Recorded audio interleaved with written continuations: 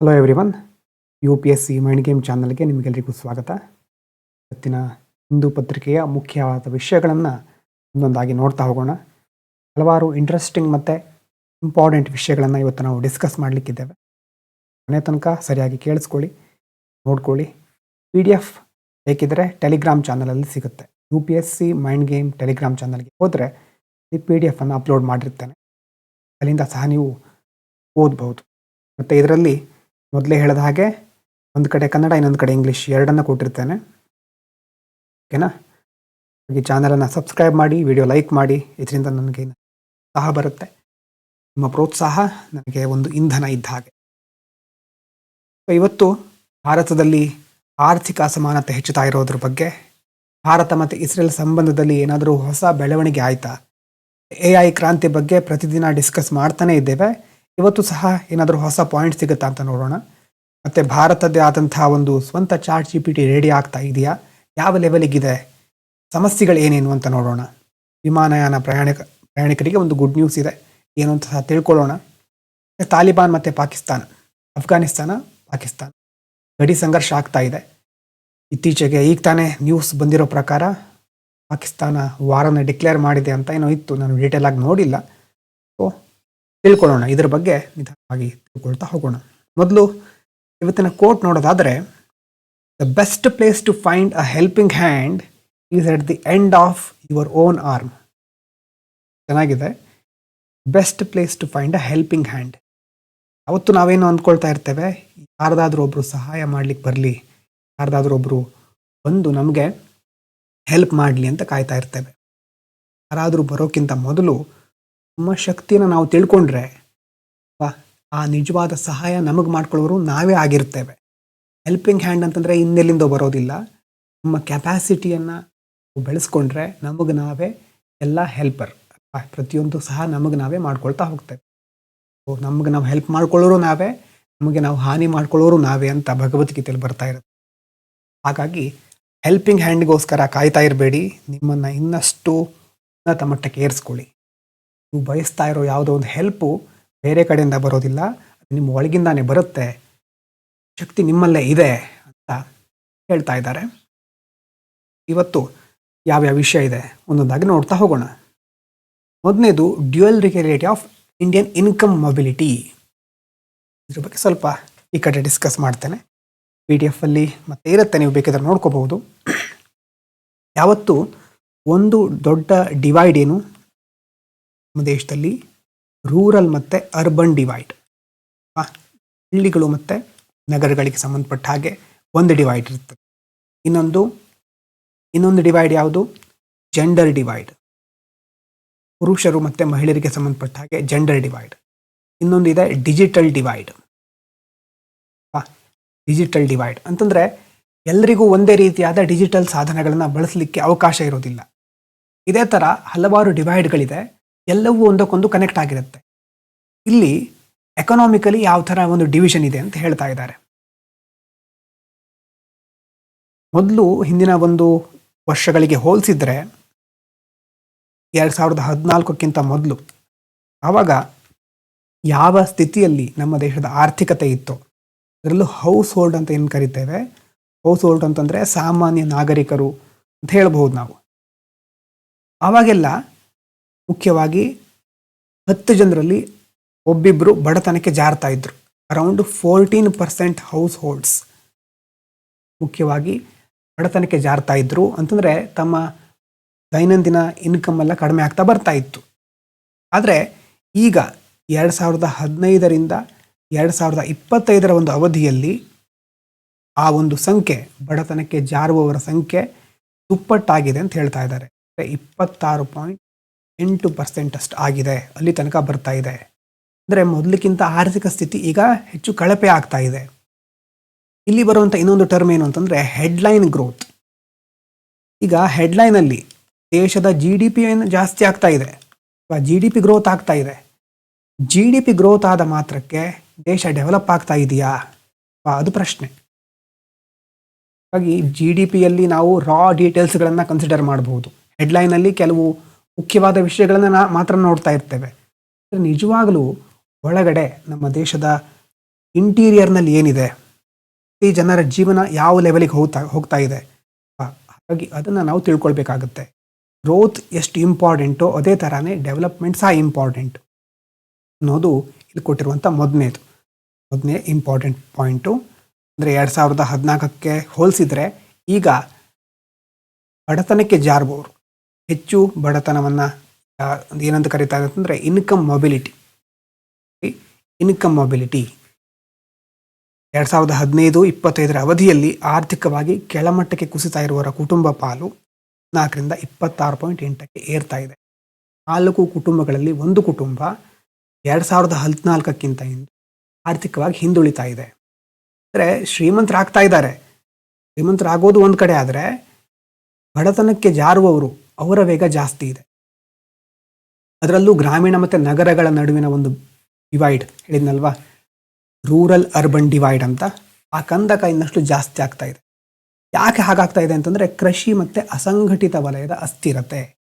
ಕೃಷಿಯಲ್ಲಿ ಅಸಂಘಟಿತ ವಲಯಗಳು, ಇನ್ಫಾರ್ಮಲ್ ಸೆಕ್ಟರ್, ಅನ್ಆರ್ಗನೈಸ್ಡ್ ಸೆಕ್ಟರ್ ಅಂತ ನಾವೇನು ಕರಿತೇವೆ, ಅಲ್ಲಿ ಅಸ್ಥಿರತೆ ಇದೆ. ಈ ಅಸ್ಥಿರತೆಯಿಂದಾಗಿ ಹೀಗಾಗ್ತಾ ಇದೆ. ನಗರಗಳಲ್ಲಿ ಏನು ಪ್ರಾಬ್ಲಮ್ ಅಂತಂದರೆ ಕಾನ್ಸಂಟ್ರೇಟೆಡ್ ಅಲ್ವಾ, ಒಂದೇ ಕಡೆ ಎಂದು ಕರಿತೇವೆ ನಾವು, ಅರ್ಬನ್ ಕಾನ್ಸಂಟ್ರೇಷನ್ ಅಂತ ಕರಿತೇವೆ. ಅರ್ಬನ್ ಕಾನ್ಸಂಟ್ರೇಷನ್, ಲಾಭ ಎಲ್ಲ ಒಂದೇ ಕಡೆ ಕೇಂದ್ರೀಕೃತ ಆಗಿರುತ್ತೆ. ಅದರಲ್ಲಿ ಹೋದವರಿಗೆ ಗೊತ್ತು ಅದರ ಕಷ್ಟ ಅಲ್ವಾ. ಲಾಭ ಒಂದೇ ಕಡೆ ಕೇಂದ್ರೀಕೃತ ಆಗಿರುತ್ತೆ. ಸುತ್ತಮುತ್ತಲ ಹಳ್ಳಿಗಳು, ನಗರಗಳು ಬೆಳೀತಾ ಇರೋದಿಲ್ಲ. ಬಿಲ್ಡಿಂಗ್ಗಳು ತಲೆ ಎತ್ತುತ್ತಾ ಇದ್ರು, ಕೆಲಸಕ್ಕೆ ಗ್ಯಾರಂಟಿ ಇರೋದಿಲ್ಲ ಅನ್ನೋದು ಅಲ್ಲಿರುವವರು ಕಷ್ಟ. ಸೊ ಆ ಒಂದು ಸಮಸ್ಯೆ ಸಹ ಇದೆ. ಇದ್ರ ಜೊತೆ ಜಾತಿ ಧರ್ಮದ ಒಂದು ಕಾನ್ಸೆಪ್ಟ್ ಸಹ ನಾವಿಲ್ಲಿ ನೋಡ್ತೇವೆ. ಸೋಷಿಯಲ್ ಫಾಲ್ಟ್ ಲೈನ್ ಅಂತ ಕರಿತೇವೆ. ಸೋಷಿಯಲ್ ಫಾಲ್ಟ್ ಲೈನ್ ಯಾಕಂತಂದರೆ ಸಮಾಜದಲ್ಲಿ ಕೆಲವು ಬಿರುಕುಗಳು, ಧರ್ಮಗಳ ನಡುವೆ, ಜಾತಿಯ ನಡುವೆ, ಬೇರೆ ಬೇರೆ ಪಂಗಡಗಳು, OBC, SC, ಹೀಗೆ ಇಂತಹ ಪಂಗಡಗಳಲ್ಲಿ, ಇಂತಹ ಜಾತಿಗಳಲ್ಲಿ ಡೌನ್ವರ್ಡ್ ಮೊಬಿಲಿಟಿ ಇದೆ. ಡೌನ್ವರ್ಡ್ ಮೊಬಿಲಿಟಿ ಅಂತಂದರೆ ಹೆಚ್ಚು ಬಡತನಕ್ಕೆ ಜಾರ್ತಾ ಇದ್ದಾರೆ, ಅದರ ಒಂದು ಚಲನೆ ಕೆಳಮುಖವಾಗಿದೆ. ಈಗ ಎಲ್ಲ ರಾಜಕೀಯ ಪಕ್ಷಗಳು ಏನು ಹೇಳ್ತಾರೆ, ಎಲ್ಲರನ್ನ ಸೇರಿಸ್ಕೊಳ್ತೇವೆ, ಇನ್ಕ್ಲೂಸಿವ್ ಗ್ರೋತ್ ಮಾಡ್ತೇವೆ ಅಂತೆಲ್ಲ ಹೇಳ್ತಾ ಇರ್ತಾರೆ. ಇನ್ಕ್ಲೂಸಿವ್ ಗ್ರೋತ್ ಅಂತಂದರೆ ಎಲ್ಲರನ್ನ ಒಳಗೊಂಡಂತಹ ಸಮಗ್ರ ಬೆಳವಣಿಗೆ. ಆದರೆ ಅದು ನಿಜವಾಗ್ಲೂ ಆಗ್ತಾ ಇಲ್ಲ ಅಂತ ಇದರಲ್ಲಿ ಎಡಿಟೋರಿಯಲ್ನಲ್ಲಿ ಹೇಳ್ತಾ ಇದ್ದಾರೆ. ಹಿಂದೂ ಇರಬಹುದು, ಮುಸ್ಲಿಂ ಇರಬಹುದು, ಅವರಿಗೂ ಸಹ ಸಿಸ್ಟಮಿಕ್ ಹರ್ಡಲ್ಸ್ಗಳಿದೆ. ವ್ಯವಸ್ಥಿತವಾದಂಥ ಕೆಲವು ಮೊದಲೇ ಇರುವಂಥ ಅಡೆತಡೆಗಳಿಂದಾಗಿ ಅವರು ಮೇಲೆ ಬರಲಿಕ್ಕೆ ಆಗ್ತಾ ಇಲ್ಲ. ಇದರ ಜೊತೆ ಅಸಮಾನತೆ ಜಾಸ್ತಿ ಇದ್ದ ಹಾಗೆ ಮುಂದೆ ಬರ್ಲಿಕ್ಕೆ ಆಗೋದಿಲ್ಲ. ಸಮಾಜದಲ್ಲಿ ಒಳ್ಳೆ ಕೆಲಸ ಪಡ್ಕೊಳ್ಳಿಕ್ಕೆ ಆಗೋದಿಲ್ಲ ಅಲ್ವಾ.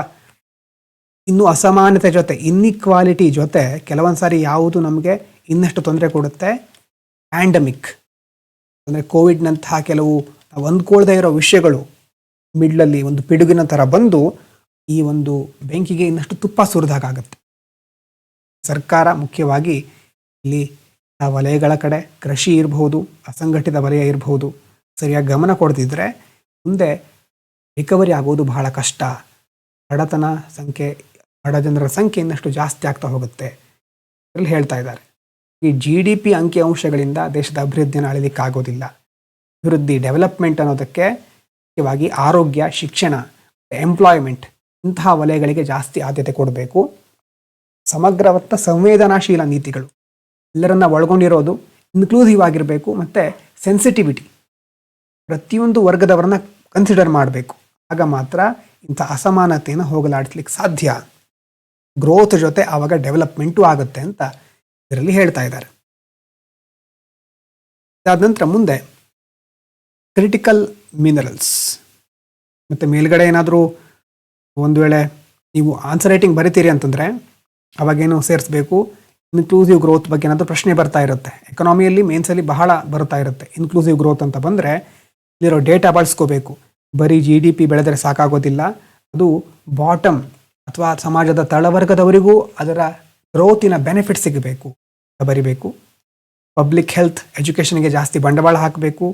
ಎಂಪ್ಲಾಯ್ಮೆಂಟ್ ಇಂಟೆನ್ಸಿವ್ ಸೆಕ್ಟರ್ಗಳು, ಅಂದರೆ ಎಂಪ್ಲಾಯ್ಮೆಂಟ್ ಇಂಟೆನ್ಸಿವ್ ಸೆಕ್ಟರ್ ಅಂತಂದರೆ ಹೆಚ್ಚು ಉದ್ಯೋಗವನ್ನು ಕೊಡುವಂತಹ ವಲಯಗಳ ಕಡೆ ಹೆಚ್ಚು ಗಮನ ಹರಿಸಬೇಕು ಸರ್ಕಾರ ಅಂತ ಬರೆದು ಕನ್ಕ್ಲೂಷನ್ ಬರಿಬಹುದು. ಇದಾದ್ಮೇಲೆ ಮುಂದೆ ಯಾವುದ್ರ ಬಗ್ಗೆ ಇದೆ, ಕ್ರಿಟಿಕಲ್ ಮಿನರಲ್ಸ್ ಬಗ್ಗೆ ಇದೆ. ಕ್ರಿಟಿಕಲ್ ಮಿನರಲ್ಸ್ ಅಂತಂದರೆ ಮೊದಲಿಂದ ಸಹ ನಾವು ಕೇಳ್ತಾ ಇದ್ದೀವಿ ಇದ್ರ ಬಗ್ಗೆ. 3 ವರ್ಷಗಳ ಹಿಂದೆ ಲಿಥಿಯಮ್ಮು ಮುಂತಾದ ಕ್ರಿಟಿಕಲ್ ಮಿನರಲ್ಗಳನ್ನು ಅಟಾಮಿಕ್ ಮಿನರಲ್ಸ್ ಅಂತ ಕರಿತಾ ಇದ್ರು. ಆದರೆ ಇವತ್ತು ಆ ಒಂದು ಸೆಕ್ಟರ್ ನಮ್ಮ ದೇಶದಲ್ಲಿ ಎಲ್ಲ ಸೆಕ್ಟರ್ಗೆ ಪ್ರಮುಖವಾದ ಸೆಕ್ಟರ್, ಗ್ರೀನ್ ಎನರ್ಜಿ ಇರಬಹುದು, ಡಿಫೆನ್ಸ್ ಇರಬಹುದು, ಇದೆಲ್ಲದಕ್ಕೂ ಒಂಥರ ಬ್ಯಾಕ್ ಬೋನ್. ಈಗ ಎಷ್ಟು ಆಯಿಲಿಗೆ ಎಷ್ಟು ಪ್ರಾಮುಖ್ಯತೆ ಇತ್ತೋ ಅದೇ ಥರ ಈಗ ಜಾಸ್ತಿ ಪ್ರಾಮುಖ್ಯತೆ ಬರ್ತಾ ಇರೋದು ಕ್ರಿಟಿಕಲ್ ಮಿನರಲ್ಸ್ಗಳಿಗೆ. ಸರ್ಕಾರ ಈ ಕ್ರಿಟಿಕಲ್ ಮಿನರಲ್ಗಳನ್ನು ಗುರುತಿಸಿ ಈಗ ಅದಕ್ಕೋಸ್ಕರ ಬಜೆಟ್ನಲ್ಲಿ ಸುಮಾರು ಕೆಳಗಡೆ ಇದೆ 16,300 ಕೋಟಿ ರೂಪಾಯಿಯನ್ನು ಇದಕ್ಕೋಸ್ಕರ ಎತ್ತಿಟ್ಟಿದ್ದಾರೆ. ಏನು ಮಾಡ್ತಾರೆ ಹಾಗಾದರೆ? ಇನ್ನೇನೇನಿದೆ ನೋಡೋದಾದರೆ 30 ಪ್ರಮುಖ ಖನಿಜಗಳನ್ನು ಗುರುತಿಸ್ತಾರೆ. ಮತ್ತು ಅದಕ್ಕೋಸ್ಕರ NCMM ರಾಷ್ಟ್ರೀಯ ನಿರ್ಣಾಯಕ ಖನಿಜ ಮಿಷನ್ಗೆ ಚಾಲನೆ ನೀಡ್ತಾರೆ. ಈ ಖನಿಜಗಳನ್ನು ನಾವು ಗುರುತಿಸಿದರೆ ಸಾಕಾಗೋದಿಲ್ಲ, ಅದು ಮೈನ್ ಮಾಡಿ ಅದನ್ನು ಪ್ರೊಸೆಸ್ ಮಾಡಬೇಕಾಗತ್ತೆ. ಪ್ರೊಸೆಸಿಂಗ್ ಮಷಿನರಿಗಳ ಅವಶ್ಯಕತೆ ಇದೆ. ಅದಕ್ಕೆ ಆ ಖನಿಜಗಳ ಸಂಸ್ಕರಣೆಗೆ ಬೇಕಾದ ಮಷಿನರಿಗಳನ್ನು ನಾವು ಆಮದು ಮಾಡ್ಕೋಬೇಕು ಬೇರೆ ದೇಶಗಳಿಂದ. ಸರ್ಕಾರ ಆ ಮಷಿನರಿಗಳ ಮೇಲಿನ ಆಮದು ಸುಂಕವನ್ನು, ಇಂಪೋರ್ಟ್ ಡ್ಯೂಟಿಗಳನ್ನು ಈಗ ರಿಮೂವ್ ಮಾಡ್ತಾ ಇದೆ. ಸೊ ಹಾಗಾದರೆ ಏನಾಗುತ್ತೆ? ಮಷಿನ್ಗಳು ಈಸಿಯಾಗಿ ಭಾರತಕ್ಕೆ ಬರುತ್ತೆ, ಸ್ವದೇಶಿ ಕೈಗಾರಿಕೆಗಳಿಗೆ ಒಂದು ಹೊಸ ಬಲ ಬರುತ್ತೆ. ಇನ್ನು ಮುಖ್ಯವಾಗಿ ಚೀನಾ ದೊಡ್ಡ ಒಂದು ಅಡೆತಡೆ ಅಂತಂದರೆ, ಚೀನಾದ ಮೇಲೆ ಡಿಪೆಂಡ್ ಆಗಲಿಕ್ಕೂ ಆಗೋದಿಲ್ಲ, ಆಗದೇ ಇರಲಿಕ್ಕೂ ಆಗೋದಿಲ್ಲ. ಅದಕ್ಕೋಸ್ಕರ ನಾವೀಗ ಪ್ಯಾಕ್ ಸಿಲಿಕಾ ಅನ್ನೋದೆಲ್ಲ ಮಾಡ್ಕೊಳ್ತಿದ್ದೀವಿ. ನೋಡಿ, ಸ್ವಲ್ಪ ದಿನದ ಹಿಂದೆ ಡಿಸ್ಕಸ್ ಮಾಡಿದ್ದೀವಿ, ನೆನಪು ಮಾಡ್ಕೊಳ್ಳಿ. ಸೊ ಜಗತ್ತಿನಲ್ಲಿ ಈ 90% ಇಂಥ ಕ್ರಿಟಿಕಲ್ ಮಿನರಲ್ಗಳನ್ನು ಪ್ರೊಸೆಸ್ ಮಾಡುವಂಥ ಒಂದು ಕೆಪಾಸಿಟಿ, ರಿಫೈನ್ ಮಾಡುವ ಕೆಪಾಸಿಟಿ ಇರೋದು ಚೀನಾದ ಹತ್ರ. ಹಿಂಗಾಗಿ ಅದು ಕೂತ್ಕೊಂಡ್ಬಿಟ್ಟಿದೆ ಈ ಸೆಕ್ಟರ್ನಲ್ಲಿ. 90% ಪ್ರೊಸೆಸಿಂಗು ಅವ್ರ ಹತ್ರನೇ ಇರುತ್ತೆ. ಭಾರತದ ಹತ್ರ ಈಗ ಸಾಮಾನ್ಯವಾಗಿ ತಾಮ್ರ, ಗ್ರಾಫೈಟ್ ಸಂಸ್ಕರಣೆ ಇದರ ಬಗ್ಗೆ ಎಲ್ಲ ಪರಿಣಿತಿ ಇದೆ. ಆದರೆ ನಮಗೆ ಬೇಕಾಗಿರೋದು ಏನು ಹೇಳಿ, ಈಗ ಕ್ಲೀನ್ ಮತ್ತು ಗ್ರೀನ್ ಟೆಕ್ನಾಲಜಿ, ಹಸಿರು ಇಂಧನಗಳು. ನಮ್ಮ ನೆಟ್ ಝೀರೋ ಗುರಿ, ತುಂಬ ಗುರಿಗಳನ್ನು ಇಟ್ಕೊಂಡಿದ್ದೇವೆ. ಅದಕ್ಕೋಸ್ಕರ ನಮಗೆ ಇದರಲ್ಲಿ ಸಂಸ್ಕರಣೆಯಲ್ಲಿ ಇನ್ನಷ್ಟು ಪರಿಣಿತಿ ಬೇಕು. ಇದರ ಜೊತೆ 3 ಪ್ರಮುಖ ಆದ್ಯತೆಗಳನ್ನು ಸರ್ಕಾರ ಇಲ್ಲಿ ಇಟ್ಕೊಂಡಿದೆ. ಏನು? ಮೊದಲನೇದು ಬೇಡಿಕೆ ಸೃಷ್ಟಿಯಾಗಬೇಕು ಅಲ್ವಾ? ಮನೇಲಿ ಬೇಡಿಕೆ ಇದ್ದರೆ ಮಾತ್ರ ಅದಕ್ಕೆ ಸಂಬಂಧಪಟ್ಟ ಕಾರ್ಯಗಳು ನಡೀತಾ ಇರುತ್ತೆ.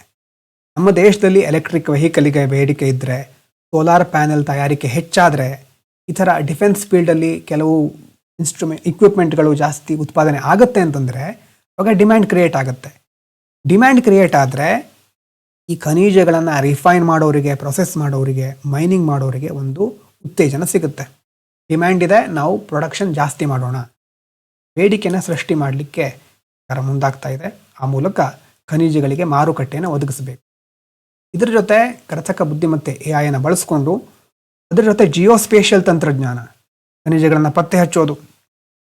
2031 ವೇಳೆಗೆ ಸುಮಾರು ಇಂತಹ 1200 ಅನ್ವೇಷಣಾ ಯೋಜನೆಗಳನ್ನು ಸಾಧಿಸೋ ಗುರಿಯನ್ನು ಸಹ ನಾವು ಹಮ್ಮಿಕೊಂಡಿದ್ದೇವೆ. ಇಷ್ಟೆಲ್ಲ ಮಾಡ್ಕೊಂಡ್ಮೇಲೆ ಯಾವುದರಲ್ಲಿ ನಾವು ಸಾವರನಿಟಿ, ಟೆಕ್ನಾಲಜಿಕಲ್ ಸಾವರನಿಟಿ, ತಾಂತ್ರಿಕ ಸಾರ್ವಭೌಮತ್ವವನ್ನು ಸಾಧಿಸೋದು. ಅಂದರೆ ಬೇರೆ ದೇಶದ ಮೇಲೆ ಡಿಪೆಂಡ್ ಆಗಿಬಿಟ್ರೆ ಏನಾಗ್ಬಿಡುತ್ತೆ? ವಾಲಟೈಲ್ ಗ್ಲೋಬಲ್ ಸಪ್ಲೈ ಚೈನು ತುಂಬ ವಾಲಟೈಲ್ ಆಗಿರುತ್ತೆ. ಅದರ ಅರ್ಥ ಏನು? ಎಲ್ಲೋ ಒಂದು ಕಡೆ ಯುದ್ಧ ಆಗುತ್ತೆ, ರಷ್ಯಾ ಉಕ್ರೇನ್ ಯುದ್ಧ ಆಗ್ಬೋದು, ಇಸ್ರೇಲ್ ಗಾಜಾ ವಾರ್ ಆಗಬಹುದು. ಹೀಗೆ ಬೇರೆ ಬೇರೆ ಕಡೆ ಏನೇನೋ ಸಮಸ್ಯೆಗಳಾದರೆ ನಮಗೆ ಅದರಿಂದ ಪ್ರಾಬ್ಲಮ್ಮು. ಯಾಕಂದರೆ ಮಿಡ್ಲಲ್ಲಿ ಸಪ್ಲೈ ಚೈನ್ ಡಿಸ್ರಪ್ಟ್ ಆಗಿಬಿಡುತ್ತೆ. ಆ ಸರಬರಾಜು ಅಸ್ಥಿರತೆಯಿಂದ ಪಾರಾಗಲಿಕ್ಕೆ ನಾವೇನು ಮಾಡ್ತಿದ್ದೀವಿ ಅಂತಂದರೆ, ಕರಾವಳಿ ರಾಜ್ಯಗಳಲ್ಲೇ ರೇರ್ ಅರ್ತ್ ಕಾರಿಡಾರ್ಸ್ಗಳನ್ನು ಸ್ಥಾಪನೆ ಮಾಡಲಿಕ್ಕೆ ಮುಂದಾಗ್ತಾ ಇದೆ.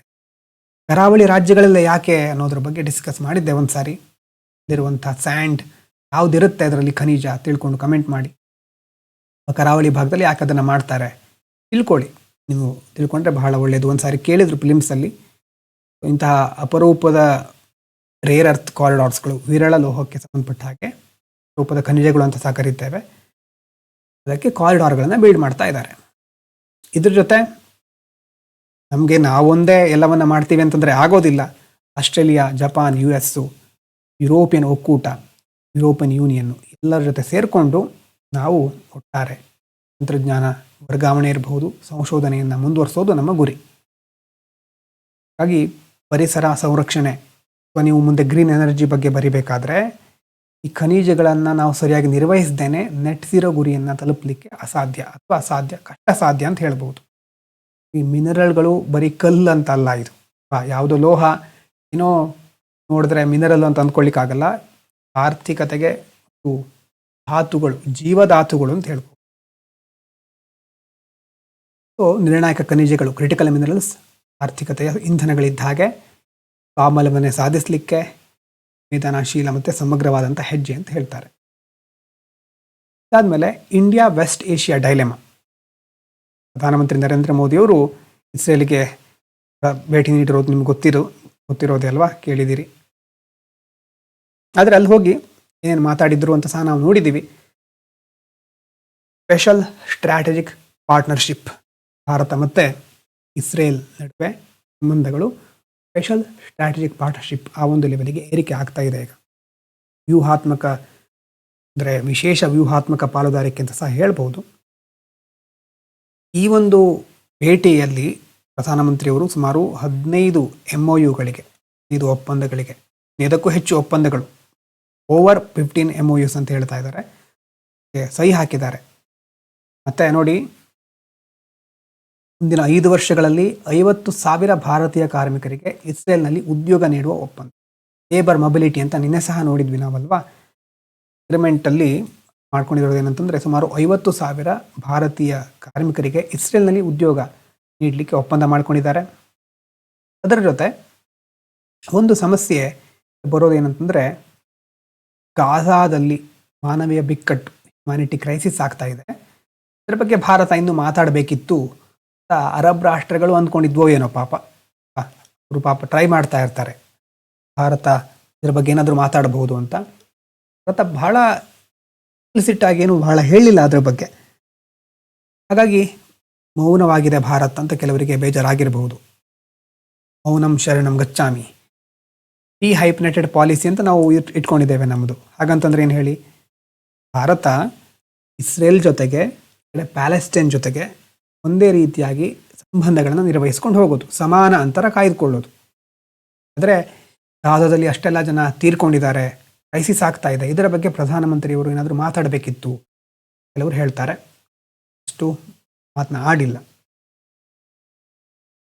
ಅಲ್ಲಿನ ಇಸ್ರೇಲ್ ನೆತನ್ಯಾಹು ಸರ್ಕಾರಕ್ಕೆ ಭಾರತದ ಭೇಟಿ ಒಂಥರ ಬಲ ಬಂದ ಹಾಗಾಗಿದೆ ಅವರಿಗೆ.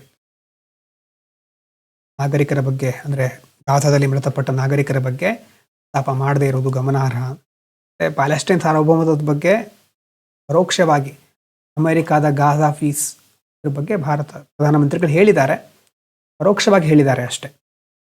ಇದರ ಜೊತೆ I2U2 IMEC, I2U2 ಅಂತಂದರೆ 2 I ಇದೆ, 2 U ಇದೆ. ಅದರ ಅರ್ಥ ಏನು? I ಅಂತಂದರೆ ಇಂಡಿಯಾ ಇಸ್ರೇಲು 2 I, U2 ಅಂತಂದರೆ UAE ಮತ್ತು USA. ಈ 4 ದೇಶಗಳು ಸೇರ್ಕೊಂಡು ಮಾಡಿರುವಂಥ ಒಂದು ಒಕ್ಕೂಟ ಇದು. ಈ ಒಕ್ಕೂಟಕ್ಕೆ ಈಗ ಇನ್ನಷ್ಟು ಪ್ರಾದೇಶಿಕ ಯೋಜನೆಗಳು, ಈ ಒಕ್ಕೂಟಕ್ಕೆಲ್ಲ ಒಂದು ವೇಗ ಬರ್ತಾ ಇದೆ, ಒಂದು ಹೊಸ ಶಕ್ತಿ ಬಂದಾಗ ಆಗ್ತಾ ಇದೆ. ಅವಾಗ ಇಂಥ ಭೇಟಿಯಾದಾಗ ಒಕ್ಕೂಟಗಳ ಹೆಸರು ಮತ್ತೆ ನಾವು ಕೇಳ್ತಾ ಇರ್ತೇವೆ. ಇನ್ನೊಂದು IMEC ಕಾರಿಡಾರ್, ಇನ್ನೇ ಸಹ ಬಂದಿತ್ತಲ್ವ, ಇದು India middle East Europe economic corridor. So ಆ ಒಂದು ಕಾರಿಡಾರ್ಗಳಿಗೆ ಸಂಬಂಧಪಟ್ಟ ಹಾಗೆ ಯೋಜನೆ ಏನಾದರೂ ಎಕ್ಸಲರೇಟ್ ಆಗಬಹುದಾ ಅಂತ ಭಾರತ ಅಂದ್ಕೊಳ್ತಾ ಇದೆ. ಈ ಮಧ್ಯಪ್ರಾಚ್ಯದಲ್ಲಿ, ಮಿಡಲ್ ಈಸ್ಟ್ನಲ್ಲಿ ಇಷ್ಟೊಂದು ಅಶಾಂತಿಗಳಿದ್ರೂ ಸಹ ಈ ಥರ ಒಂದು ಆರ್ಥಿಕ ಕಾರಿಡಾರ್ ನಿರ್ಮಾಣ ಆದರೆ ಸ್ವಲ್ಪ ವ್ಯಾಪಾರಕ್ಕೆ ಅನುಕೂಲ ಆಗಬಹುದು ಅಂತ ಭಾರತದ ಲೆಕ್ಕಾಚಾರ. ಕಾಡಿನಲ್ಲಿ ಒಂದು ದೊಡ್ಡ ರೋಡ್ ಮಾಡೋ ಕನಸನ್ನು ಕಾಣ್ತಾ ಇದ್ದೇವೆ, ಮಿಡ್ಲಲ್ಲಿ ಮನೆಗಳು ಬರದೇ ಇದ್ದರೆ ಸಾಕು ಅಂತ ಕೆಲವರು ಹೇಳ್ತಾ ಇದ್ದಾರೆ. ಕೆಲವೊಂದು ಪಕ್ಷಪಾತದ ಅಪಾಯ ಏನು ಹೇಳ್ತಾ ಇದ್ದಾರೆ, ಭಾರತ ಅರಬ್ ರಾಷ್ಟ್ರದ ಜೊತೆ ಸಹ ಒಳ್ಳೆ ರೀತಿ ಸಂಬಂಧವನ್ನು ನಿರ್ವಹಿಸಬೇಕು. ಇಂಧನ ಭದ್ರತೆ, ನಮ್ಮ ದೇಶದ ಡಯಾಸ್ಪೋರಾ ನಿವಾಸಿ ಭಾರತೀಯರು ಅರಬ್ ರಾಷ್ಟ್ರಗಳಲ್ಲಿ ಇದ್ದಾರೆ. ಅರಬ್ ರಾಷ್ಟ್ರಗಳು ಭಾರತಕ್ಕೆ ಅತಿ ಮುಖ್ಯ. ಇಸ್ರೇಲ್ ಪರ ಅತಿಯಾಗಿ ಒಲವು ತೋರಿದರೆ ರಾಷ್ಟ್ರಗಳ ಜೊತೆ ಇಷ್ಟು ವರ್ಷಗಳ ಕಾಲ ನಾವು ಸಂಬಂಧವನ್ನು ಬೆಳೆಸ್ಕೊಂಡಿದ್ದೇವೆ, ಅದಕ್ಕೆ ಧಕ್ಕೆ ಆಗ್ಬೋದು ಕೆಲವರು ಹೇಳ್ತಾ ಇದ್ದಾರೆ. ಇನ್ನು ನೈತಿಕ ನಿಲುವು ಏನು? ಐತಿಹಾಸಿಕವಾಗಿ ನಾವು ಪ್ಯಾಲೆಸ್ಟೈನ್ ಅಂತಂದರೆ ಒಂದು ನೈತಿಕ ನಿಲುವು, ಆಗಿ ನಾವೇನು ಅಂದ್ಕೊಂಡಿದ್ದೇವೆ ಅಂತಂದ್ರೆ ಅದನ್ನು ಸಪ್ರೇಟ್ ಆಗಿ ನಾವು ಕನ್ಸಿಡರ್ ಮಾಡಬೇಕು. ಅಲ್ಲಿರೋ ಆಗ್ತಾ ಇರತಕ್ಕಂಥ ಅನ್ಯಾಯವನ್ನು ನಾವು ಒಪ್ಕೋಬಾರ್ದು. ಆ ಒಂದು ಸ್ಟ್ಯಾನ್ಸನ್ನು, ನಿಲುವನ್ನು ಕಾಪಾಡಿಕೊಳ್ಳೋದು ತುರ್ತು ಅಗತ್ಯ, ಒಂದು ಅಗತ್ಯ ಅಂತ ಇಲ್ಲಿ ಹೇಳ್ತಾ ಇದ್ದಾರೆ. ನೈತಿಕ ಶಕ್ತಿಯಾಗಿ ಹೊರಹೊಮ್ಮಬೇಕಾದ್ರೆ ಇಸ್ರೇಲ್ನೊಂದಿಗೆ ಸಂಬಂಧ ಬೆಳೆಸಬೇಕು. ಪ್ಯಾಲೆಸ್ಟೈನ್ ಹಿತಾಸಕ್ತಿಯನ್ನು ಸಹ ಸಮಾನವಾಗಿ ಪರಿಗಣಿಸಬೇಕಾಗತ್ತೆ ನಾವು. ಮುಂದಿನ ದಿನಗಳಲ್ಲಿ ಪ್ಯಾಲೆಸ್ಟೈನ್ಗೆ ಭೇಟಿ ನೀಡಬೇಕು. ಅದರ ಮೂಲಕ ಎರಡು ದೇಶಗಳಲ್ಲಿ ಒಳ್ಳೆಯ ಸಂಬಂಧವನ್ನು ಕಾಪಾಡಿಕೊಳ್ಬಹುದು. ಇಲ್ಲಿನ ಅಂಶ. ಇನ್ನು ಇಸ್ರೋದ ಬಗ್ಗಂತೂ ಗೊತ್ತಾಗಿದೆ. ಸಮಸ್ಯೆ ಏನು, ಇಸ್ರೋ ಸ್ಪಷ್ಟನೆ ಏನೋ ಕೊಟ್ಟಿದೆ ಅಲ್ವಾ. ಏನು ಸ್ಪಷ್ಟನೆ ಕೊಟ್ಟಿದೆ? ಆಕ್ಸಿಡೈಸರ್ ವಾಲ್ ಹೋಗಬೇಕಿದ್ದ ಸಿಗ್ನಲ್ಲು ವಿದ್ಯುತ್ ಸಂಪರ್ಕ ಕಡಿತ ಆಗಿ ತಲುಪಿಲ್ಲ ಅನ್ನೋದು ಆ ಒಂದು ತನಿಖೆಯಲ್ಲಿ ದೃಢಪಟ್ಟಿದೆ. ಆದರೆ ಪೂರ್ಣ ವರದಿಯನ್ನು ಬಿಡುಗಡೆ ಮಾಡಿಲ್ಲ. ಜಸ್ಟ್ ಓವರ್ವ್ಯೂ, ಸೀಮಿತ ಹೇಳಿಕೆಯನ್ನು ಮಾತ್ರ ಬಿಡುಗಡೆ ಮಾಡಿರುವುದು ಈಗ ಚರ್ಚೆ ಆಗ್ತಾ ಇದೆ. ಯಾಕೆ ಹೀಗಾಗಿಬಿಟ್ಟಿದೆ ಅಂತ ಕೆಲವರು ಪ್ರಶ್ನೆ ಮಾಡ್ತಾ ಇದ್ದಾರೆ. ಇಷ್ಟೆಲ್ಲ ಕೇಳಿದ ಮೇಲೆ ನೀವು ಈಗ ಉತ್ತರ ಕೊಡ್ತಾ ಇದ್ದೀರಿ. ಈ ಇಸ್ರೋ ನೀಡಿದ ಮಾಹಿತಿ ಹೇಗಿದೆ ಅಂತಂದರೆ ಒತ್ತಡದಿಂದ ಕೊಟ್ಟಂತಹ ಉತ್ತರ ಆ ಥರ ಕಾಣಿಸ್ತಾ ಇದೆ. ನಮಗೆ ಇಷ್ಟು ಸಾಕಾಗಲ್ಲ, ವೈಫಲ್ಯ ವಿಶ್ಲೇಷಣಾ ವರದಿ, ಫೇಲ್ಯೂರ್ ಅನಾಲಿಸಿಸ್ ರಿಪೋರ್ಟ್ ಬೇಕಾಗಿತ್ತು. ಅದನ್ನು ನೀವು ಪಬ್ಲಿಕ್ಲಿ ಯಾಕೆ ಡಿಸ್ಕ್ಲೋಸ್ ಮಾಡಿಲ್ಲ? ಇದರಿಂದ ಇಸ್ರೋ ಸಂಸ್ಥೆ ಮೇಲಿನ ನಂಬಿಕೆ ಕುಂದುತ್ತಾ ಇದೆ ಕೆಲವರ ವಾದ. ಹಾಗೆ ಕೆಲವರು ಹೇಳೋ ಪ್ರಕಾರ 2025-26 ಈಗ ರೀಸೆಂಟಾಗಿ PSLV ವಿಫಲ ಆಯ್ತಲ್ವ. ಮೊದಲೆಲ್ಲ ಟ್ರಾನ್ಸ್ಪರೆಂಟ್ ಆಗಿ ಇಸ್ರೋ ಎಲ್ಲವನ್ನ ಡಿಸ್ಕ್ಲೋಸ್ ಮಾಡ್ತಾ ಇತ್ತು. ಅದು ಬಿಟ್ಟು ಈಗ ಡಿಫೆನ್ಸಿವ್ ಸ್ಟೈಲ್ಗಳನ್ನು ಅಂತಂದರೆ ತನ್ನನ್ನು ಆತ್ಮರಕ್ಷಣಾತ್ಮಕ ಧೋರಣೆ ಅಂತ ಏನು ಹೇಳ್ತೇವೆ, ತನ್ನನ್ನು ತಾನು ಬಿಟ್ಕೊಡದೇ ಇರೋದು. Historical practice of publishing transparent post mission findings. ಪ್ರತಿ ಮಿಷನ್ ಆದಮೇಲೆ ಅದರ ಬಗ್ಗೆ ಡಿಸ್ಕ್ಲೋಸ್ ಮಾಡ್ತಾ ಇತ್ತು. ಅದು ಅಷ್ಟು ಸುಲಭವಾಗಿ, ಎಷ್ಟು ಈಸಿಯಾಗಿ ಈಗ ಬಿಟ್ಕೊಡ್ತಾ ಇಲ್ಲ ಅಂತ ಕೆಲವರು ಹೇಳ್ತಾ ಇದ್ದಾರೆ. ಮತ್ತು ತಾಂತ್ರಿಕ ದೋಷ ಗುರುತಿಸಿದ್ದೀರಿ ಅಷ್ಟೇ ನೀವು, ಆದರೆ ಯಾವುದು ನಿಜವಾಗ್ಲೂ ಅಲ್ಲಿ ಪ್ರಾಬ್ಲಮ್ ಆಗಿರೋದು?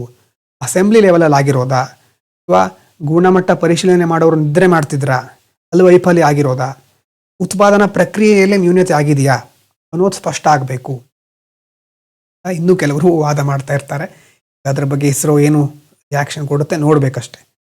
ಹೀಗೆಲ್ಲ ಆದಾಗ ಏನಾಗುತ್ತೆ, ಸೀಕ್ರೆಟ್ ಆಗೆಲ್ಲ ಮೇಂಟೈನ್ ಮಾಡ್ತಿದ್ದಾರೆ ಅಂತಂದರೆ ಮುಂದೆ ನಮ್ಮದು ತುಂಬ ದೊಡ್ಡ ದೊಡ್ಡ ಪ್ಲ್ಯಾನ್ ಇದೆ ಅಲ್ವಾ. ಗಗನಯಾನ್ ಬರ್ತಾ ಇದೆ, ಮತ್ತು ಮುಂದಿನ ಸ್ಪೇಸ್ ಫ್ಲೈಟ್ ಪ್ರೋಗ್ರಾಮ್ಗಳು ಬರುತ್ತೆ.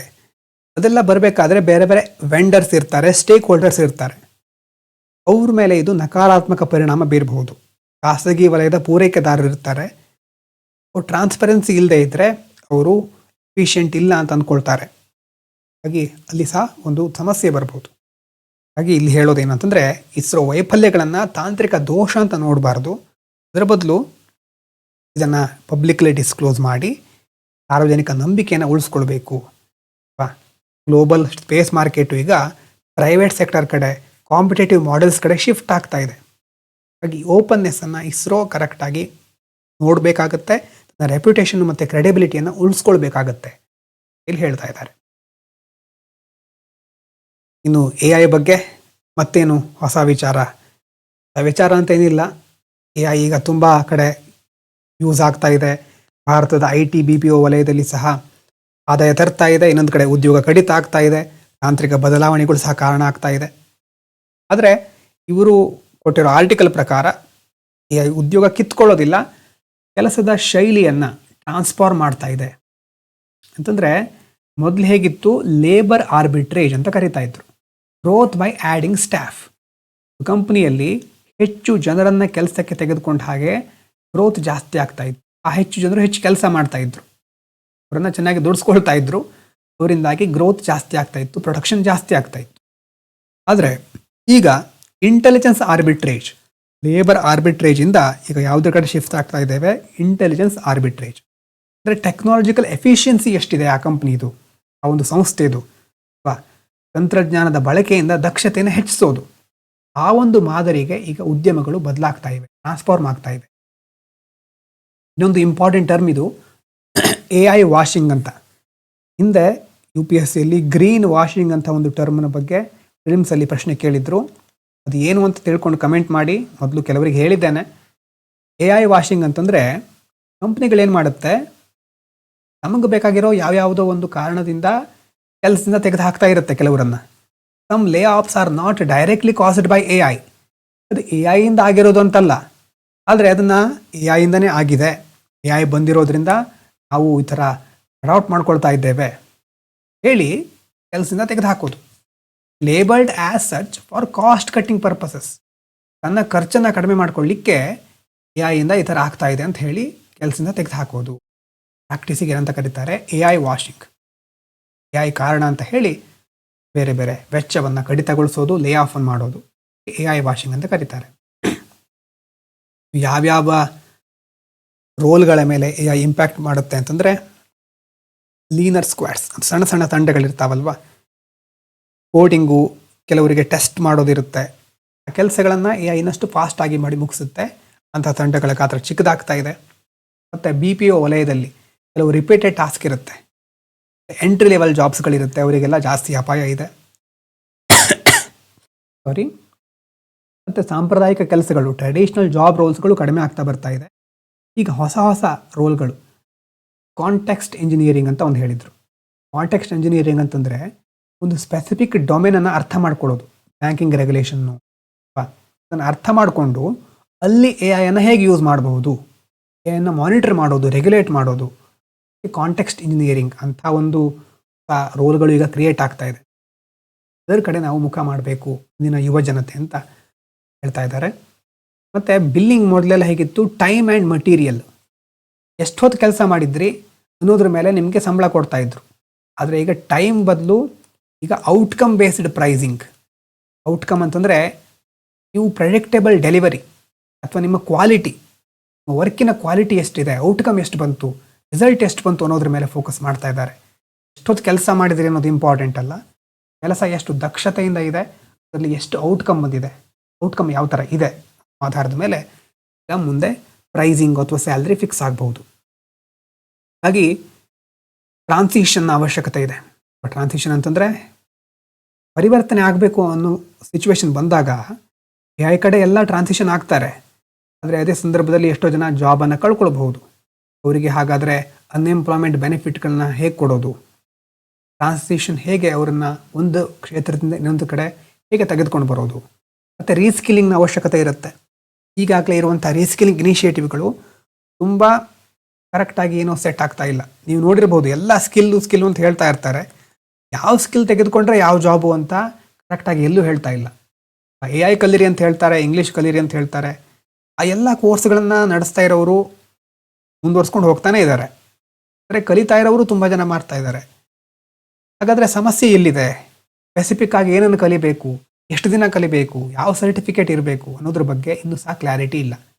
ತುಂಬ ಕಡೆ ಏನು ಸಮಸ್ಯೆ ಅಂತಂದರೆ, ಯೂಟ್ಯೂಬ್ ಇರಬಹುದು, ಆನ್ಲೈನ್ ಕೋಚಿಂಗ್ ಪ್ಲ್ಯಾಟ್ಫಾರ್ಮ್ಗಳಿರಬಹುದು, ಎಲ್ಲರೂ ತಮ್ಮಿಂದಾನೇ ಜಗತ್ತು ನಡೆಯುತ್ತೆ ಅಂತ ಅಂದ್ಕೊಂಡಿದ್ದಾರೆ ಅನಿಸುತ್ತೆ. ನಮ್ಮ ಕಡೆ ಕೆಲಸ ಮಾಡಿದರೆ, ನಮ್ಮ ಕಡೆ ಸರ್ಟಿಫಿಕೇಟ್ ತೆಗೆದುಕೊಂಡ್ರೆ 1 ಕೋಟಿ ಸ್ಯಾಲ್ರಿ, ಜಾಬ್ ಫಿಕ್ಸು ಅಂತೆಲ್ಲ ಹೇಳ್ತಾ ಇರ್ತಾರೆ. ಆ ಥರ ಫಿಕ್ಸ್ ಆಗೋದಿದ್ದರೆ ಅಷ್ಟು ಸುಲಭವಾಗಿ ಇಷ್ಟೆಲ್ಲ ಜನ ಕಷ್ಟಪಡ್ತಾ ಇರಲಿಲ್ಲ. ಇಷ್ಟ ಜನ ಅಷ್ಟು ಕಷ್ಟಪಡಬೇಕಾದ ಅವಶ್ಯಕತೆಯೇ ಇರಲಿಲ್ಲ. ಇನ್ನಷ್ಟು ಕ್ಲಾರಿಟಿ ಸಿಗಬೇಕಾದ ಅವಶ್ಯಕತೆ ಇದೆ. ಮುಖ್ಯವಾಗಿ ಈಗಾಗಲೇ ಜಾಬ್ನಲ್ಲಿರೋರು ಮೆಂಟರ್ ಥರ ವರ್ಕ್ ಮಾಡಬೇಕಾಗತ್ತೆ. ಏನು ಸಮಸ್ಯೆ ಬರುತ್ತೆ ಅದನ್ನು ಮುಂದಿನ ಜನಾಂಗಕ್ಕೆ ತಿಳಿಸ್ಬೇಕಾಗತ್ತೆ. ತಿಳಿದಿರೋರು ಗೊತ್ತಿಲ್ಲದೆ ಇರೋರಿಗೆ ತಿಳಿಸಿದಾಗ ಆಗ್ಬೋದು. ಇನ್ನು ಬೆಂಗಳೂರು ಮೂಲದ ಒಂದು ಸರ್ವಂ ಎ ಐ ಇದ್ರ ಬಗ್ಗೆ ನೋಡಿದ್ವಲ್ವಾ? ಸರ್ವಂ ಎ ಐ ಮುಖ್ಯವಾಗಿ ಭಾರತೀಯ ಭಾಷೆಗಳಿಗೆ ಸಂಬಂಧಪಟ್ಟ ಹಾಗೆ 2 ದೊಡ್ಡ LLMಗಳನ್ನು, ಭಾಷಾ ಮಾದರಿಗಳು, ಲಾರ್ಜ್ ಲ್ಯಾಂಗ್ವೇಜ್ ಮಾಡೆಲ್ ಅಂತ ಕರಿತೇವೆ, ಅದನ್ನು ಬಿಡುಗಡೆ ಮಾಡ್ತಾ ಇದೆ. ಅಂದರೆ ನಮ್ಮ ದೇಶದಲ್ಲಿ ಪ್ರಾಬ್ಲಮ್ ಏನು? ಎಲ್ಲ ನಾವು ಇಂಗ್ಲೀಷಲ್ಲಿ ಡಿಪೆಂಡ್ ಆಗಲೇಬೇಕಾಗತ್ತೆ ಒಂದು ಹಂತದಲ್ಲಿ. ಆದರೆ ಹಳ್ಳಿಗಳಲ್ಲಿ ಸಾಮಾನ್ಯ ಜನರು ಇರ್ತಾರೆ, ಅವರಿಗೆ ಸಹ ಎ ಐ ಯೂಸ್ ಮಾಡಬೇಕು ಅಂತಂದರೆ ಆ ಪ್ರದೇಶದ ಭಾಷೆಯಲ್ಲಿ ಅದಿದ್ದರೆ ಒಳ್ಳೆಯದು. ಆದರೆ ಅದಷ್ಟು ಸುಲಭನಾ? LLM ಅನ್ನು ನಾವು ಟ್ರೈನ್ ಮಾಡಬೇಕು ಅಂತಂದರೆ ತುಂಬ ಕಂಪ್ಯೂಟಿಂಗ್ ಪವರ್ ಬೇಕಾಗತ್ತೆ, ಗ್ರಾಫಿಕ್ ಪ್ರೊಸೆಸಿಂಗ್ ಯೂನಿಟ್ಗಳು ಬೇಕಾಗತ್ತೆ. ಮತ್ತು ಭಾರತೀಯ ಭಾಷೆಗಳನ್ನು ಟ್ರೈನ್ ಮಾಡಬೇಕು ಅಂತಂದರೆ ಮಾಹಿತಿ ಕೊರತೆ ತುಂಬ ಇದೆ, ಟ್ರಾನ್ಸ್ಲೇಷನ್ನು ಮತ್ತು ಫಿನಾನ್ಷಿಯಲ್ ಪ್ರಾಬ್ಲಮ್, ಕನ್ಸ್ಟೆಂಟ್ಗಳು. ಒಂದು ಮಾಡೆಲನ್ನು ಫ್ರಾಮ್ ಸ್ಕ್ರ್ಯಾಚ್ ಅಂತಂದರೆ ಸ್ಟಾರ್ಟಿಗಿಂದ ನೀವು ಬಿಲ್ಡ್ ಮಾಡ್ತೀರಿ ಅಂತಂದರೆ ಲಕ್ಷಾಂತರ ಡಾಲರ್ ಬೇಕಾಗುತ್ತೆ. ಅಮೇರಿಕದಲ್ಲೆಲ್ಲ ಫಂಡಿಂಗ್ ಇದೆ, ನಮ್ಮ ದೇಶದಲ್ಲಿ ಸುಲಭವಾಗಿ ಫಿನಾನ್ಷಿಯಲ್ ಸಪೋರ್ಟ್ ಸಿಕ್ಕೋದಿಲ್ಲ. ಮತ್ತು ಈಗಾಗಲೇ ಬೇರೆ ಮಾಡೆಲ್ಗಳು ಇಂಗ್ಲೀಷ್ನಲ್ಲಿದೆ. ಅವರು ಆ ಮಾಡೆಲ್ಗಳನ್ನು ಬಿಲ್ಡ್ ಮಾಡೋರು ಏನು ಮಾಡ್ತಾರೆ, ಇಂಗ್ಲೀಷಿಗೆ ಅದನ್ನು ಟ್ರಾನ್ಸ್ಲೇಟ್ ಮಾಡಿ ಉತ್ತರವನ್ನು ಕೊಡುತ್ತೆ. ಹಾಗೆ ಮಾಡಬೇಕು ಅಂತಂದರೆ ಆ ಮಾಡೆಲ್ಲು ತುಂಬ ರನ್ ಆಗಬೇಕು. ಮಾಡೆಲನ್ನು ಮೊದಲು ಇಂಗ್ಲೀಷಲ್ಲಿ ಬಿಲ್ಡ್ ಮಾಡಿರ್ತಾರೆ, ಟ್ರಾನ್ಸ್ಲೇಷನ್ ಆಗಬೇಕು, ಮತ್ತೆ ಇಂಗ್ಲೀಷ್ನಲ್ಲಿ ಚೆಕ್ ಮಾಡಬೇಕು, ಮತ್ತೆ ಟ್ರಾನ್ಸ್ಲೇಟ್ ಆಗಬೇಕು. ಈ ಥರ ಹಲವಾರು ಪ್ರೊಸೆಸ್ಗಳಿರೋದ್ರಿಂದ ವೆಚ್ಚ ಹೆಚ್ಚಾಗುತ್ತೆ, ಕಾಸ್ಟ್ ಜಾಸ್ತಿ ಆಗ್ತಾ ಹೋಗುತ್ತೆ. ನಿಖರತೆ ಅಂತಂದರೆ ಈಗ ನೀವು ಕನ್ನಡದಲ್ಲೇ ಎಷ್ಟೋ ಸಾರಿ ಚಾಟ್ GPT ಜೊತೆ ಮಾತಾಡಿ ನೋಡಿ, ಜೆಮಿನಿ ಜೊತೆ ಮಾತಾಡಿ ನೋಡಿ, ಕೆಲವೊಂದು ಶಬ್ದಗಳನ್ನು ಈಗ ಕಲಿತಾ ಇದೆ. ಅದೇ ಹೇಳುತ್ತೆ, ನಾನಿನ್ನು ಕಲಿತಾ ಇದ್ದೇನೆ, ತಪ್ಪುಗಳಾಗಬಹುದು ಅಂತೆಲ್ಲ. ಅಂದರೆ ನಿಖರತೆ ಇನ್ನೂ ಬರಲಿಲ್ಲ, ಆದರೆ ಒಳ್ಳೆ ರೀತಿಯಲ್ಲಿ ಬೆಳೀತಾ ಇದೆ ಜೆಮಿನಿ. ನೀವು ಬೇಕಿದ್ರೆ ಟ್ರೈ ಮಾಡಿ ನೋಡಿ. ಇನ್ನು ಸರ್ಕಾರ ಇದಕ್ಕೋಸ್ಕರ ಇಂಡಿಯಾ AI ಮಿಷನ್ ಅಡಿಯಲ್ಲಿ ಕಂಪನಿಗಳ ಡೇಟಾ ಸೆಂಟರ್ಗಳಲ್ಲಿ ಸುಮಾರು 36,000ಕ್ಕೂ ಹೆಚ್ಚು GPUಗಳನ್ನು ನಿಯೋಜಿಸಿದ್ದಾರೆ. ಈ GPUಗಳನ್ನು ಸ್ಟಾರ್ಟಪ್ಗಳು, ಸಂಶೋಧಕರು ಕಡಿಮೆ ಬೆಲೆಗೆ ಇದನ್ನು ಬಳಸ್ಕೊಳ್ಬಹುದು. ಸರ್ವಂ AIಗೆ ಸುಮಾರು 100 ಕೋಟಿ ಮೌಲ್ಯದ ಕಂಪ್ಯೂಟಿಂಗ್ ಪವರನ್ನು ಸಬ್ಸಿಡಿ ರೂಪದಲ್ಲಿ ಕೊಡ್ತಾ ಇದೆ. ಇನ್ನೊಂದು ಮಿಕ್ಸ್ಚರ್ ಆಫ್ ಎಕ್ಸ್ಪರ್ಟ್ ಅನ್ನುವಂಥ ಒಂದು ಮಾಡೆಲ್. ಅಂದರೆ ಏನು, ಟ್ರೆಡಿಷನಲ್ ಮಾಡೆಲ್ಗಳನ್ನು ಏನು ಮಾಡುತ್ತೆ, ನೀವು ಒಂದು ಪ್ರಶ್ನೆ ಕೇಳಿದರೆ ಪ್ರತಿಯೊಂದು ಪ್ಯಾರಾಮೀಟ್ರನ್ನು ಚೆಕ್ ಮಾಡಿ ಎಲ್ಲ, ನಾನು ಹಿಂದಿನ ವಾರ ಹೇಳಿದ್ದೆ ಅಲ್ವಾ, ಮೊದಲೆಲ್ಲ AI ಮಾಡೆಲ್ಗಳು ಹೇಗಿರ್ತಾ ಇತ್ತು ಅಂತಂದರೆ, ಪ್ರಶ್ನೆ ಕೇಳಿದರೆ ಇಡೀ AI ಮಾಡೆಲ್ಲು ರನ್ ಆಗಿ ಆಮೇಲೆ ಉತ್ತರ ಕೊಡ್ತಾ ಇತ್ತು. ಆದರೆ ಈಗ ಹಾಗಲ್ಲ. ನೀವೊಂದು ಪ್ರಶ್ನೆ ಕೇಳಿದರೆ ಅದರ ಬಗ್ಗೆ ಸಂಬಂಧಪಟ್ಟ ವಿಷಯಗಳನ್ನು ಮಾತ್ರ ಆಕ್ಸೆಸ್ ಮಾಡಿ ಅಷ್ಟು ಪಾರ್ಟನ್ನು ಮಾತ್ರ ಅದು ಆಕ್ಟಿವೇಟ್ ಮಾಡುತ್ತೆ. ಇಡೀ ಮಾಡೆಲ್ಲು ಕಂಪ್ಲೀಟಾಗಿ ಎಲ್ಲ ಚೆಕ್ ಮಾಡಿ ಆನ್ಸರ್ ಮಾಡೋದಲ್ಲ. So unlike traditional models that activate all parameters for every query, MOE models activate only a fraction. MOE model ಅಂತಂದರೆ ಮಿಕ್ಸ್ಚರ್ ಆಫ್ ಎಕ್ಸ್ಪರ್ಟ್. ಈ ಮಾಡೆಲ್ ಇಂಪಾರ್ಟೆಂಟು, ಲಿಮ್ಸಲ್ಲಿ ಕೇಳಬಹುದು ಯಾವುದಕ್ಕೆ ಸಂಬಂಧಪಟ್ಟಿರೋ ಮಾಡೆಲ್ ಅಂತ. ಸೊ ಅದರ ಬಗ್ಗೆ ಒಂದು ಸ್ಟೇಟ್ಮೆಂಟ್ ಬರಬಹುದು.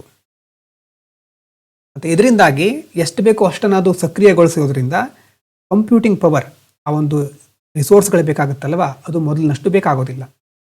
ಕಡಿಮೆ ವೆಚ್ಚದಲ್ಲಿ ಮತ್ತು ಫಾಸ್ಟಾಗಿ ಕಾರ್ಯನಿರ್ವಹಿಸುತ್ತೆ. ಈಗ ನಮ್ಮ ದೇಶದಲ್ಲಿ ನಾವು ಬಿಲ್ಡ್ ಮಾಡೋದಕ್ಕೂ ಬೇರೆ ದೇಶದ LLMಗಳ ಮೇಲೆ ಡಿಪೆಂಡ್ ಆಗೋದಕ್ಕೂ ಏನು ಡಿಫ್ರೆನ್ಸ್ ಅಂತಂದರೆ, ನಮ್ಮ ದೇಶದ್ದೇ ಮಾಡೆಲ್ ಇದ್ದರೆ ನಮ್ಮ ದೇಶದವರಿಗೆ ಒಂದು ಡೇಟಾ ಸಾವರ್ನಿಟಿ, ನಮ್ಮ ದೇಶದಲ್ಲೇ ಡೇಟಾ ಉಳಿಯುತ್ತೆ, ಸರ್ವರ್ಗಳು ನಮ್ಮ ದೇಶದಲ್ಲಿ ಇರುತ್ತೆ, ಮತ್ತು ನಮ್ಮ ದೇಶದ ಲ್ಯಾಂಗ್ವೇಜಸ್ಸು ಮತ್ತು ಸಂದರ್ಭ ಕಾಂಟೆಕ್ಸ್ಟಿಗೆ ಸಂಬಂಧಪಟ್ಟ ಹಾಗೆ ಹೆಚ್ಚು ಉಪಯೋಗ ಆಗ್ಬೋದು. ಬೇರೆ ಫಾರಿನ್ LLMಗಳು ಅವರು ಇಂಗ್ಲೀಷನ್ನು ಮುಖ್ಯವಾಗಿ ಗಮನದಲ್ಲಿಟ್ಕೊಳ್ಳುತ್ತೆ. ಸೊ ನಮ್ಮ ದೇಶದ ಭಾಷೆಗಳಿಗೆ ಆಗಿರಬಹುದು, ಕಾಂಟೆಕ್ಸ್ಟಿಗೆ ಜಾಸ್ತಿ ಮಹತ್ವ ನೀಡೋದಿಲ್ಲ. ಸರ್ಕಾರ ಸಹ ನಂಬಿಕೊಂಡಿದೆ. ಮತ್ತು ದೇಶದಲ್ಲೇ ನಾವು ಡೆವಲಪ್ ಮಾಡೋದ್ರಿಂದ ನಮ್ಮ ದೇಶದಲ್ಲೂ ಟ್ಯಾಲೆಂಟೆಡ್ ಪೀಪಲ್ಸ್ ಇದ್ದಾರೆ ಅಲ್ವಾ, ಪ್ರತಿಭೆಯನ್ನು ಹೊಂದಿರೋರು ಇದ್ದಾರೆ, ಇವರಿಗೂ ಸಹ ಒಂದು ಬೆಳೀಲಿಕ್ಕೆ ಅವಕಾಶ ಸಿಗುತ್ತೆ. Carbon capture and utilisation, CCU, ಇದ್ರ ಬಗ್ಗೆ ಬಜೆಟ್ನಲ್ಲಿ ಸಹ ನಾವು ಡಿಸ್ಕಸ್ ಮಾಡಿದ್ದೀವಿ. ಈ ವರ್ಷದ ಬಜೆಟ್ ಡಿಸ್ಕಸ್ ಮಾಡಬೇಕಾದ್ರೆ CCU ಟೆಕ್ನಾಲಜಿ ಏನು ಮಾಡುತ್ತೆ, ಕೈಗಾರಿಕೆಗಳಿಂದ ಕಾರ್ಬನ್ ಡೈಆಕ್ಸೈಡನ್ನು ಹೊರಹೊಮ್ತಾ ಇರ್ತಾವಲ್ವ, ಅದನ್ನು ಸೆರೆ ಹಿಡಿಯೋದು ಅಂತಂದರೆ ಕ್ಯಾಪ್ಚರ್, ಕಾರ್ಬನ್ ಕ್ಯಾಪ್ಚರ್ ಹೆಸರಿನಲ್ಲೇ ಇದೆ. ಅದನ್ನು ಮತ್ತೆ ಯುಟಿಲೈಸ್ ಮಾಡ್ಕೊಳ್ಳೋದು. ಯಾವ ಥರ, ಇಂಧನ ರಾಸಾಯನಿಕ ಇರಬಹುದು, fuel, chemical or building material, rather than just storing it underground. ಮೊದಲೆಲ್ಲ ಕೆಲವೊಂದು ಅಂಡರ್ಗ್ರೌಂಡಲ್ಲಿ ಸ್ಟೋರ್ ಮಾಡ್ತಾ ಇದ್ರು, ಅದರ ಬದಲು ಈಗ ಫ್ಯೂಯಲ್ ಆಗಿ ಕೆಮಿಕಲ್ಲು, ಬಿಲ್ಡಿಂಗ್ ಮಟೀರಿಯಲ್ ಥರ ಯೂಸ್ ಮಾಡೋದು. ಇದರಿಂದ ಹೇಗೆ ಎಮಿಷನ್ ಕಡಿಮೆ ಆಗುತ್ತೆ ಅಂತಂದರೆ, ವೇಸ್ಟ್ ಪ್ರಾಡಕ್ಟನ್ನು ಇದು ವ್ಯಾಲ್ಯೂಯಬಲ್ ಫೀಡ್ ಸ್ಟಾಕಾಗಿ ಕನ್ವರ್ಟ್ ಮಾಡುತ್ತೆ. ಮರುಬಳಕೆ ಮಾಡಬಹುದಾದಂಥ ಒಂದು ಕಚ್ಚಾ ವಸ್ತುವಾಗಿ ಪರಿವರ್ತನೆ ಮಾಡುತ್ತೆ. ಎಕಾನಮಿಗೆ ಹೆಲ್ಪ್ ಆಗುತ್ತೆ ಇದರಿಂದ. ಚಕ್ರೀಯ ಆರ್ಥಿಕತೆ ಅಂತಂದರೆ ಸರ್ಕ್ಯುಲರ್ ಎಕಾನಮಿ, ಕೇಳಿದ್ದೀರಾ ಇದ್ರ ಬಗ್ಗೆ? ಸರ್ಕ್ಯುಲರ್ ಎಕಾನಮಿ, ರಿಡ್ಯೂಸ್ ಬರ್ತಾವಲ್ವಾ, ರಿಡ್ಯೂಸ್ ಮಾಡೋದು, ಅದಕ್ಕೆ ಇದು ಹೆಲ್ಪ್ ಆಗುತ್ತೆ. ಪಳೆಯುಳಿಕೆ ಇಂಧನಗಳ ಅವಲಂಬನೆ ಕಡಿಮೆ ಆಗ್ತಾ ಹೋಗುತ್ತೆ. ಕೆಲವೊಂದು ಸೆಕ್ಟರ್ಗಳು ಹಾರ್ಡ್ ಟು ಅಬೇಟ್, ಅದನ್ನು ನಾವು ನೆಗ್ಲೆಕ್ಟ್ ಮಾಡಲಿಕ್ಕೆ ಆಗಲ್ಲ, ಅದರಲ್ಲಿ ಕಾರ್ಬನ್ ರಿಲೀಸ್ ಆಗೋದೆ. ಅಂತಹ ಸೆಕ್ಟರ್ಗಳಲ್ಲಿ ನಾವು CC, carbon capture utilisation stop ಮಾಡಿಕೊಂಡ್ರೆ ಸೆಕ್ಟರ್ಗಳನ್ನು ಸಹ ನಾವು ಬೆಳೆಸಬಹುದು, ಈ ಕಡೆ ಪೊಲ್ಯೂಷನ್ ಸಹ ಕಡಿಮೆ ಮಾಡ್ಬೋದು. ಅಂಥ ಸಿಮೆಂಟು, ಉಕ್ಕು ಅಂಥ ವಲಯಗಳಿರ್ತಾವಲ್ವ, ಕಾರ್ಬನ್ ಇಂಟೆನ್ಸಿವ್ ವಲಯಗಳು, ಅಲ್ಲಿ ಹೊರಸೂಸುವಿಕೆ ಕಡಿಮೆ ಮಾಡೋದು ಮತ್ತು CCU ಬಳಸಲಿಕ್ಕೆ ಒಂದು ಒಳ್ಳೆ ನಮಗೆ ಅವಕಾಶ ಸಿಕ್ಕಿದೆ. ಇದ್ರ ಜೊತೆ ಬೇರೆ ಬೇರೆ ದೇಶಗಳು ಗ್ಲೋಬಲ್ ಲೆವೆಲಲ್ಲಿ ಏನು ಮಾಡ್ತಾ ಇದ್ದಾರೆ, EU ಬೇರೆ ದೇಶಗಳು, EU bio economy strategy, circular economy action plan ಅಂತ ಇದೆ. ಅಲ್ಲೂ ಸಹ ಏನು ಮಾಡ್ತಾ ಇದ್ದಾರೆ, CO2 ರಾಸಾಯನಿಕಗಳು ಮತ್ತು ಇಂಧನಗಳಾಗಿ ಪರಿವರ್ತನೆ ಮಾಡೋದ್ರ ಮೂಲಕ ಸುಸ್ಥಿರತೆ, ಯಾವಾಗಲೂ ನಮ್ದು ಗುರಿ ಏನು, ಸಸ್ಟೈನೇಬಲ್ ಡೆವಲಪ್ಮೆಂಟ್, ಅದರ ಕಡೆ ಜಾಸ್ತಿ ಒತ್ತು ಕೊಡ್ತಾ ಇದ್ದಾರೆ. ಇದ್ರ ಜೊತೆ ಯುರೋಪ್ನಲ್ಲಿ ಆರ್ಸೆಲರ್ ಮಿತ್ತಲ್ ಪ್ರೊನೌನ್ಸ್ ಮಾಡಬಹುದು, ಆರ್ಸೆಲರ್ ಆ ಕಂಪ್ನಿಗಳು CO2 ಅನ್ನು ಕಾರ್ಬನ್ ಮೊನಾಕ್ಸೈಡ್ಗೆ ಕನ್ವರ್ಟ್ ಮಾಡ್ತಾ ಇದ್ದಾರೆ. ಇಂಡಸ್ಟ್ರಿಯಲ್ ಯೂಸ್ ಅದನ್ನು ಆಮೇಲೆ ಇಂಡಸ್ಟ್ರಿಯಲ್ ಯೂಸ್ ಮಾಡ್ತಾರೆ. ಮತ್ತು ನಮ್ಮ ದೇಶದ ಒಂದು ಸ್ಥಿತಿ ಯಾವ ಥರ ಇದೆ ಅಂತಂದರೆ, as the world's third largest emitter, ನಾವು ವಿಶ್ವದ 3ನೇ ದೊಡ್ಡ ಎಮಿಟರ್ ಕಂಟ್ರಿ, ಕಾರ್ಬನ್ ಎಮಿಷನ್ ಮಾಡ್ತಾ ಇದ್ದೇವೆ. ಮೊದಲನೇದು ಎರಡನೇದು ಯಾರು ಒಂದು ಕಮೆಂಟ್ ಮಾಡಿ. CCU is the vital for India's 2070 net zero target. 2070 ನಿವ್ವಳ ಶೂನ್ಯ ಗುರಿ ಸಾಧಿಸಲಿಕ್ಕೆ CCU ಬಹಳ ಇಂಪಾರ್ಟೆಂಟು. ಅದರಲ್ಲೂ ಪವರು, ಸಿಮೆಂಟು, ಸ್ಟೀಲ್ ಸೆಕ್ಟರ್ಗಳೆಲ್ಲ ಇದೆ.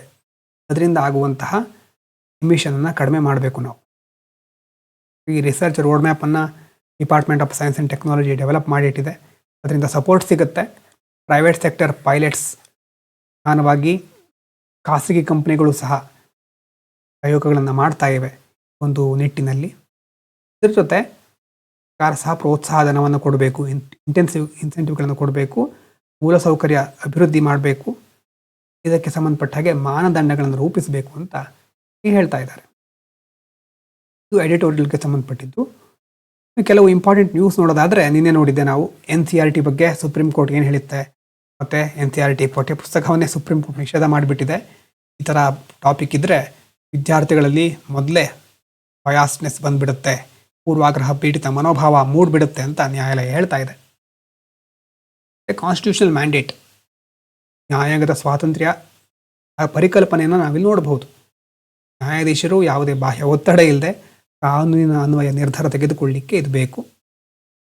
ಶಿಕ್ಷಣ ಸಚಿವಾಲಯದ ಅಡಿಯಲ್ಲಿ ಸ್ವಾಯತ್ತ ಸಂಸ್ಥೆ ಬಹಳ important. NCERT autonomous body under the ministry of education. Autonomous body under ministry of education responsible for content creation. But education materials must adhere to ethical standard, not undermine the integrity of constitution. ಅಂದರೆ ಶೈಕ್ಷಣಿಕ ಸಾಮಗ್ರಿಗಳನ್ನು ಅದು ತಯಾರಿಸಬೇಕಾದ್ರೆ ಯಾವುದೇ ಸಂಸ್ಥೆಗಳ ಗೌರವಕ್ಕೆ ಧಕ್ಕೆ ಬರಬಾರ್ದು, ನೈತಿಕ ಮಾನದಂಡಗಳನ್ನು ಪಾಲಿಸಬೇಕು.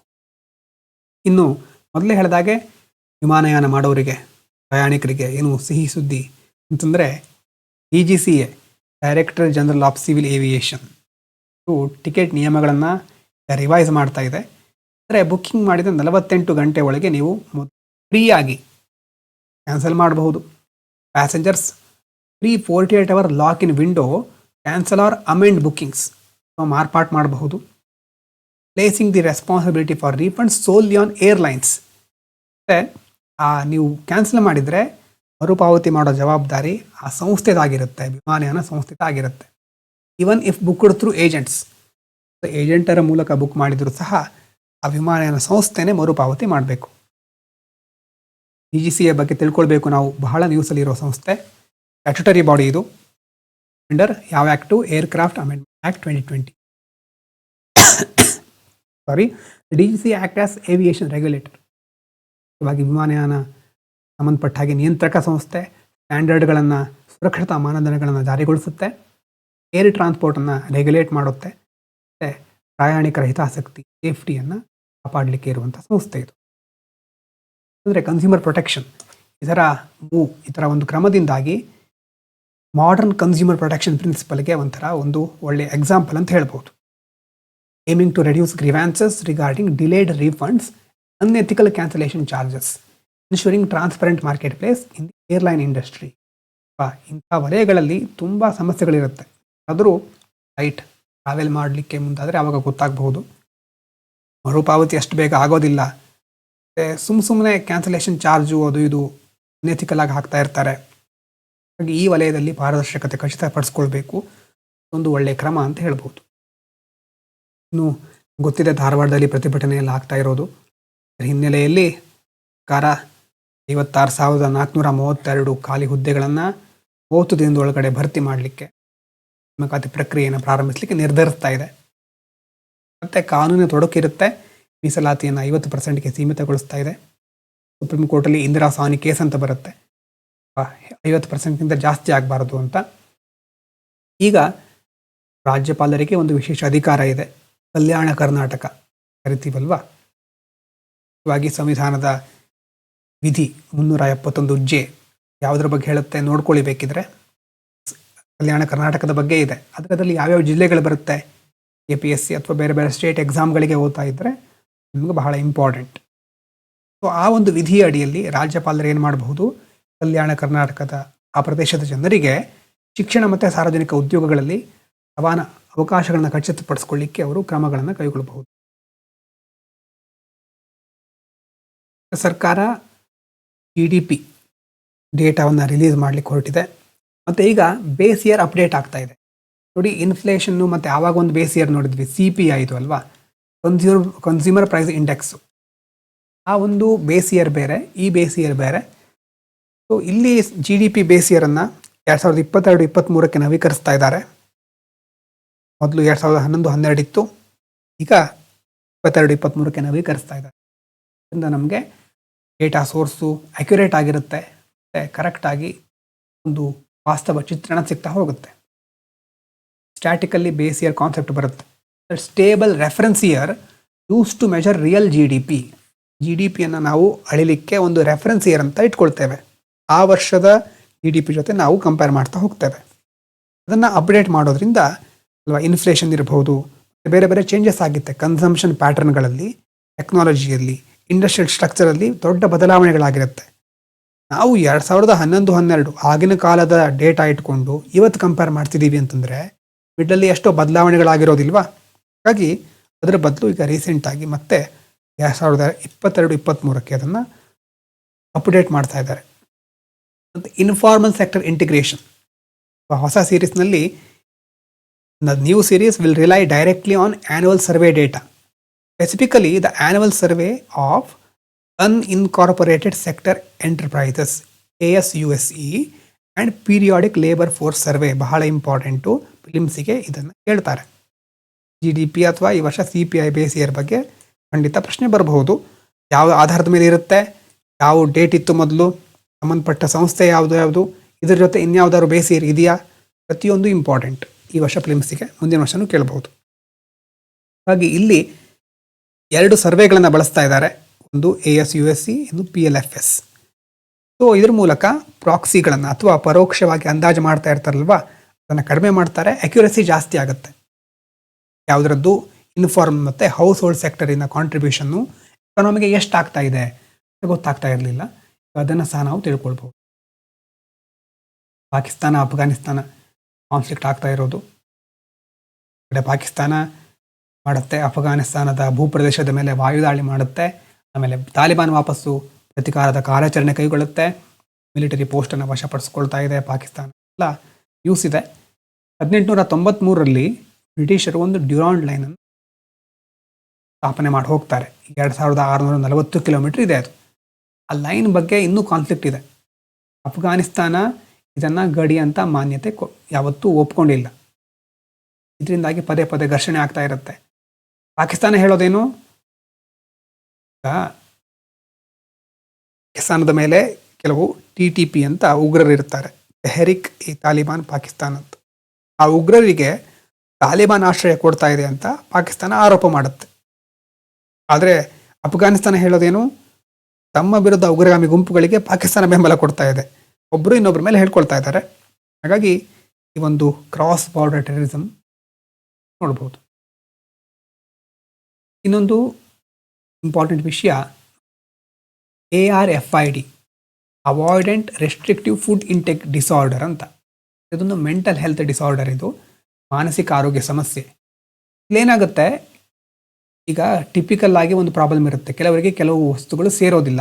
ಆಹಾರ ಸೇವಿಸಬೇಕಾದ್ರೆ ಕೆಲವರಿಗೆ ಕೆಲವು ವಸ್ತುಗಳು ಸೇರೋದಿಲ್ಲ, ದೇಹಕ್ಕೆ ಅದು ಒಗ್ಗೋದಿಲ್ಲ, ಅದು ಬೇರೆ, ಸೇರದೇ ಇರೋದು ಬೇರೆ. ಇಲ್ಲಿ ಇನ್ನೊಂದು ಮೆಂಟಲ್ ಹೆಲ್ತ್ ಪ್ರಾಬ್ಲಮ್ ಡಿಸಾರ್ಡರ್ ಏನು, ARFID ಅಂತ. ಇಲ್ಲೇನಾಗುತ್ತೆ, ಭಯ ಅಥವಾ ಅಸಹ್ಯ ಅಥವಾ ಏನಾದರೂ ಆಗುತ್ತೇನೋ ಅನ್ನುವಂಥ ಒಂದು ಭಯದಿಂದ ಆಹಾರ ಸೇವನೆ ಮಾಡದೇ ಇರ್ತಾರೆ. ಇದರಿಂದಾಗಿ ಪೌಷ್ಟಿಕಾಂಶ ಕೊರತೆ ಆಗುತ್ತೆ, ವೆಯ್ಟ್ ಲಾಸ್ ಆಗುತ್ತೆ. ಇದನ್ನು ಮುಖ್ಯವಾಗಿ ಸೈಕಾಲಜಿಕಲ್ ಆಗಿ ಕನ್ಸಿಡರ್ ಮಾಡ್ತಾರೆ. Unlike other eating disorders driven by body image issues, ARFID causes significant impairment in functional abilities, such as attending school or social events. Psychologically ಸಹ ಇಂಪ್ಯಾಕ್ಟ್ ಆಗ್ತಾ ಇದೆ ಇದು.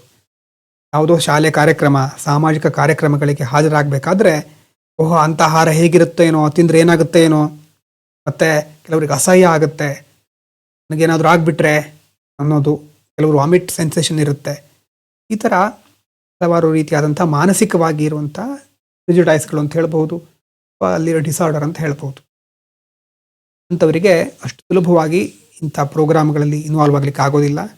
ಅದಕ್ಕೋಸ್ಕರ ತುಂಬ ಮಲ್ಟಿ ಡಿಸಿಪ್ಲಿನರಿ ಟ್ರೀಟ್ಮೆಂಟ್ ಬೇಕು. ಸೈಕಾಲಜಿಸ್ಟ್ಗಳ ಅವಶ್ಯಕತೆ ಇದೆ, ಡಾಕ್ಟರ್ಸ್ ಮತ್ತು ನ್ಯೂಟ್ರಿಷನಿಸ್ಟ್ ಎಲ್ಲರೂ ಸೇರಿ ಇದನ್ನು ಸಾಲ್ವ್ ಮಾಡಬೇಕಾಗುತ್ತೆ. ಅದಕ್ಕೋಸ್ಕರ ಚಿಕಿತ್ಸಾ ವಿಧಾನ ಒಂದು ಕಾಗ್ನಿಟಿವ್ ಬಿಹೇವಿಯರಲ್ ಥೆರಪಿ ಅಂತ ಹೇಳ್ತಾರೆ. ಆಂಗ್ಸೈಟಿ ಕಡಿಮೆ ಮಾಡೋದು, ನಿಧಾನವಾಗಿ ಪೌಷ್ಟಿಕಾಂಶ ಆಹಾರವನ್ನು ಅವರಿಗೆ ಕೊಡ್ತಾ ಹೋಗೋದು, ಹೀಗೆ ನ್ಯೂಟ್ರಿಷನ್ ಸಿಗಬೇಕು. ಮತ್ತು ಮನೆಯಲ್ಲಿ ಫ್ಯಾಮಿಲಿ ಎನ್ವೈರ್ಮೆಂಟ್, ಅದರಲ್ಲಿ ಮುಖ್ಯವಾಗಿ ಬದಲಾವಣೆಗಳನ್ನು ಮಾಡೋದು.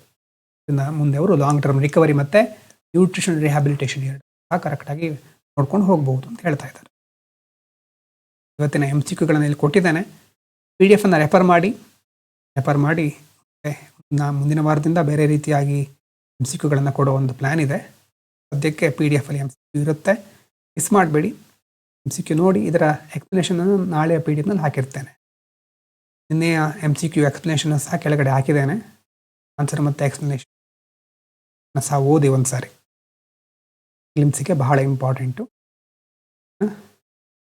ಅದನ್ನು ಹೇಳ್ತಾ ಇವತ್ತಿನ ಅನಾಲಿಸಿಸನ್ನು ಎಂಡ್ ಮಾಡ್ತಾ ಇದ್ದೇನೆ. So much. ವಿಡಿಯೋವನ್ನು ಲೈಕ್ ಮಾಡಿ, ಬೇರೆ ಬೇರೆ ಇನಿಷಿಯೇಟಿವ್ಗಳನ್ನು ಕೈಗೊಳ್ಳಬೇಕಾದ್ರೆ ನಿಮ್ಮ ಪ್ರೋತ್ಸಾಹ ನನಗೆ important. Thank you so much.